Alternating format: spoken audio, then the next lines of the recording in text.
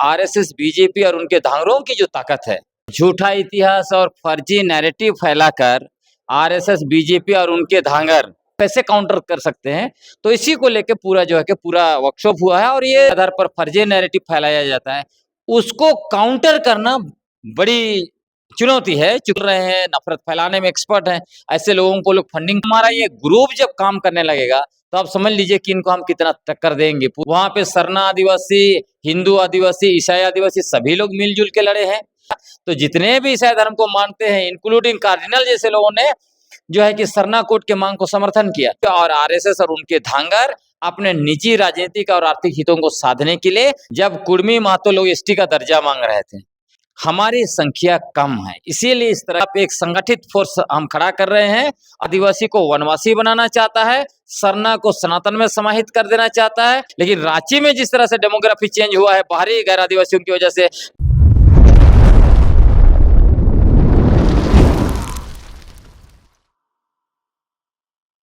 पर आधारित है और वो भाषाई आधार पर मराठी जो भी भाषा समझ लीजिए सारे स्टेट। नमस्कार, जोहार। आप देख रहे हैं झारखंड स्वतंत्र खबर। अभी हम कहें कि जिस तरह से एक प्रोग्राम हुआ है उस प्रोग्राम में है और प्रोग्राम का नाम था नैरेटिव बिल्डिंग कार्यशाला। तो हमारे साथ बातचीत करने के लिए लेखक गलेक्सन डुंगडुंग है और जिस तरह से नैरेटिव्स आज के दौर में होता है तो उसी पर ये कार्यशाला था। लेकिन हम जानते हैं कि इसका उद्देश्य क्या था। दादा जोहार।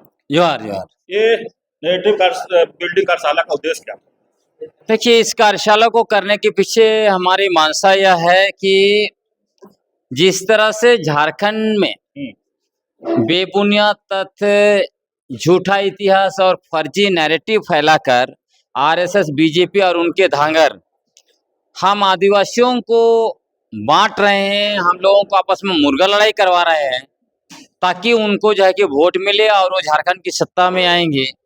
तो इसीलिए इस वर्कशॉप के द्वारा हम लोग जो है कि युवाओं को एकजुट करना चाहते हैं, एक साथ लाना चाहते हैं और हम लोग सही नैरेटिव के द्वारा हमारे आदिवासी समुदाय को एक दिशा प्रदान करना चाहते हैं। इसका यही मकसद है। तो हम अपने आदिवासी युवाओं को हम लोग बौद्धिक स्तर पर उनको जो है कि मजबूत करना चाहते हैं, उनका कौशल विकास करना चाहते हैं। इसलिए देखिएगा यहाँ एक क्लास एआई को लेकर हुआ है कि कैसे एआई का उपयोग करके हमारे आदिवासी युवा जो है बौद्धिक रूप से खुद को समृद्ध बना सकते हैं, टेक्निकली कैसे नैरेटिव बना कर अच्छे अच्छे पोस्टर्स जो है कि सोशल मीडिया में डाल सकते हैं। ये सब चीज़ों को लेकर बहुत टेक्निकली चीज हुई है। कैसे नए नैरेटिव बना सकते हैं, कैसे जो बेबुनियाद नैरेटिव पेश किया जा रहा है, झूठा नैरेटिव, फर्जी नैरेटिव पेश किया जा रहा है, उसको कैसे समझ सकते हैं, उसको कैसे काउंटर कर सकते हैं। तो इसी को लेके पूरा जो है कि पूरा वर्कशॉप हुआ है और ये सीरीज जो वर्कशॉप चलेगा, ये तो शुरुआत है आज। तो सोशल मीडिया में सबसे बड़ी चुनौती क्या है दादा? सोशल मीडिया में चुनौती यही है कि जो नैरेटिव फेंका जाता है और खासकर बेबुनियाद नैरेटिव, फर्जी नैरेटिव फेंका जाता है, लोगों का भावना के साथ खिलवाड़ किया जाता है, उनका भावना को प्रभावित करके उनका वोट ले लिया जाता है।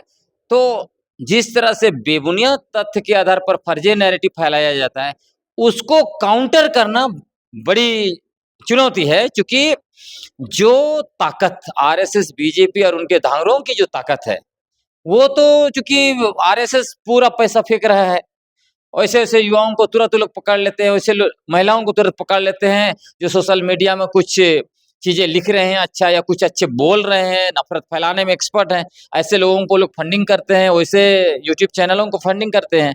तो उसके बनस्पत हमारे पास तो रिसोर्सेस नहीं है। उसके बावजूद हमारे पास पॉजिटिव चीज ये है कि हमारे पास बौद्धिक क्षमता है, हम लोग के पास तथ्य है और उसी के बनस्पत जो संसाधन उपलब्ध है उसी के द्वारा इनको जो है कि हम लोगों ने कड़ी टक्कर दे के रखा है। तो जैसे ही हमारा ये ग्रुप जब काम करने लगेगा तो आप समझ लीजिए कि इनको हम कितना टक्कर देंगे, पूरा ये जो आदिवासी ग्रुप हम लोग दे पाएंगे। तो इसी की तैयारी ये जो है कि चल रही है। इस प्रशिक्षण से आदिवासी युवाओं में कितना फायदा होगा? फायदा बिल्कुल होगा। आदिवासी समुदाय जो हमेशा एक साथ लड़ा है, चाहे आप ब्रिटिश हुकूमत के खिलाफ चले जाइए, 180 वर्षों का संघर्ष और बलिदान का इतिहास है। यदि ब्रिटिश हुकूमत से लेकर आप तक देखिएगा तो 200 60 वर्षों का संघर्ष और बलिदान का इतिहास है। वहां पे सरना आदिवासी, हिंदू आदिवासी, ईसाई आदिवासी सभी लोग मिलजुल के लड़े हैं। झारखंड अलग राज्य आंदोलन को आप देख लीजिए, वहां पे झारखंड अलग राज्य आंदोलन का आपका 1930, 40 और 50 के दशक का नेतृत्व मरंगम के जयपाल सिंह मुंडा ने किया, एनी होरो ने किया जो ईसाई धर्म को मानते थे। दूसरे तरफ बागुन सुमराय जो सरना धर्म को मानते थे, उसके बाद गुरुजी आए सरना धर्म को मानते थे। तो सरना ईसाई एक साथ लड़ाई लड़े हैं हमेशा। उसी तरह देखिए आदिवासी पहचान, आदिवासी शब्द को मरंगम के जयपाल सिंह मुंडा ने देश में स्थापित कर दिया आदिवासी पहचान के रूप में, लगातार संघर्ष किया बौद्धिक स्तर पर। उसके बाद जब 1997 में भारत सरकार यूएन जाके वहां पे इनकार कर दिया कि भारत में आदिवासी नहीं रहते हैं, तब डॉक्टर रामदयाल मुंडा जो सरना बैकग्राउंड से आते हैं वो सीधे यूएन में जाकर उन्होंने कहा 10 करोड़ आदिवासियों की तरफ से आया हूं। देखिए आदिवासी पहचान में भी सरना और ईसाई दोनों ही मिलके जो है कि दोनों आदिवासी मिलके आदिवासी पहचान को स्थापित किया है। उसी तरह ये जो सरना कोड की मांग, उसमें भी देखिएगा जब सरना आदिवासियों ने सरना कोड की मांग किया तो जितने भी ईसाई धर्म को मानते हैं इंक्लूडिंग कार्डिनल जैसे लोगों ने जो है कि सरना कोड के मांग को समर्थन किया। तो हर जगह ये समर्थन दिखाई देगा। पत्थलगड़ी आंदोलन में देखिए सरना और ईसाई मुंडा सभी लोग एकजुट मिलके जो है कि 200 गांव में पत्थलगड़ी किया। कहीं वहां सरना ईसाई का लड़ाई लड़ा? नहीं लड़ा ना।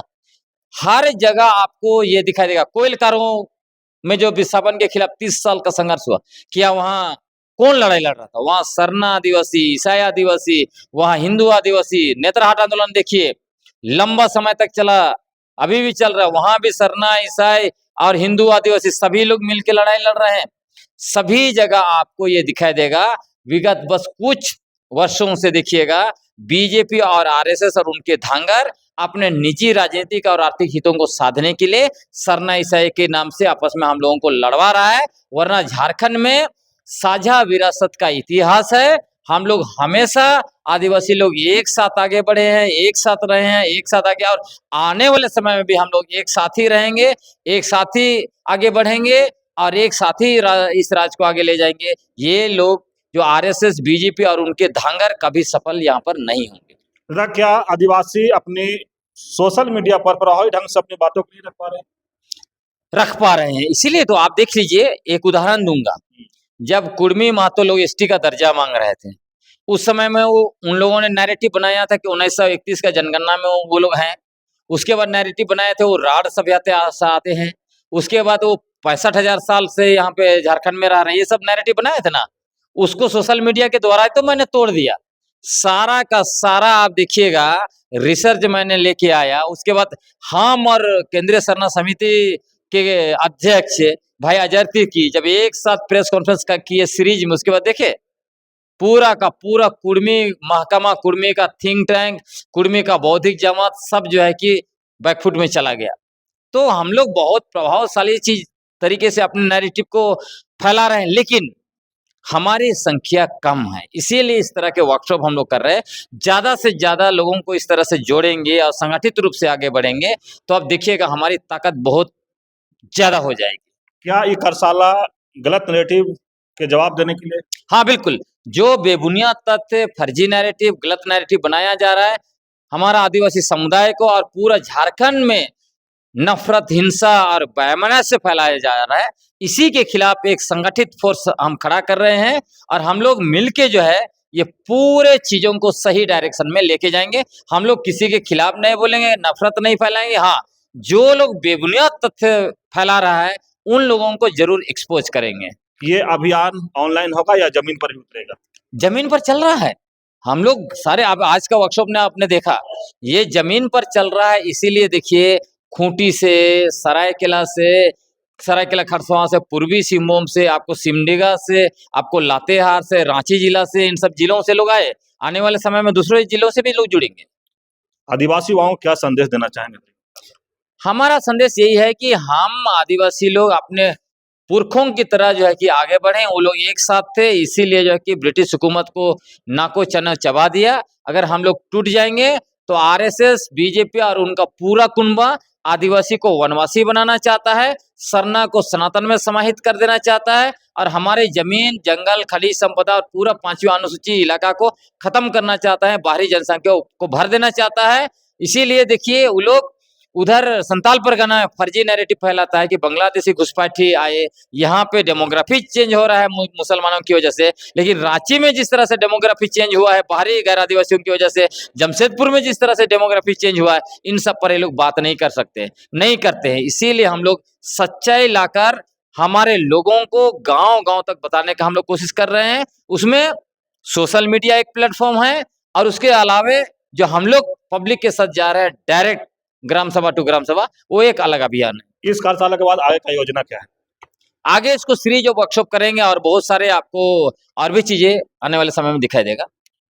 चलिए, अभी आप सुने लेखक गलत ढूंढने के बाद जिस तरह से नैरेटिव बिल्डिंग कार्यशाला में अपनी बातों के रख रहे थे, और यह स्पष्ट बताया कि जिस तरह से गलत नैरेटिव सेट लोग करते हैं, चाहे बीजेपी आरएसएस के भी बताए, जिस तरह से बोले सोशल मीडिया में लोग पैसा भी खर्चा करते हैं, तो हम युवाओं को जगा रहे हैं कि जिस तरह से गलत नैरेटिव सेट होता है उसको जवाब देने के लिए ये कार्यशाला में सिखाया भी जाता है आदिवासी युवाओं को, और एक तरह की संदेश भी दे रहे हैं कि एकजुट होकर रहेंगे तभी हम इस लड़ाई को जीत सकते हैं।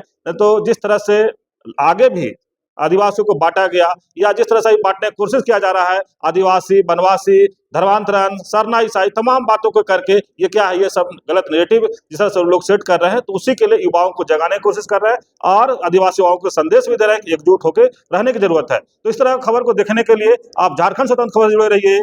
जोहार, नमस्कार।